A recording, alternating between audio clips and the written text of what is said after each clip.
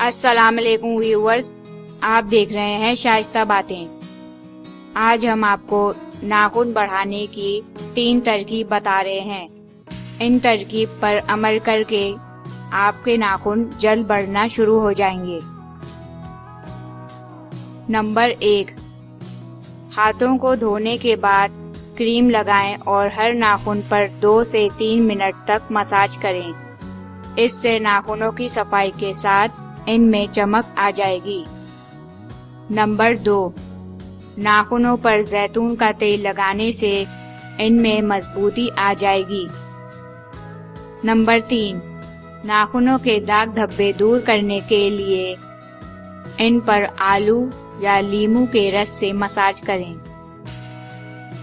इन 3 tips पर अमल करने से आपके नाखून जल्द बढ़ना शुरू हो जाएंगे। व्यूअर्स, हमारी वीडियो देखने का शुक्रिया।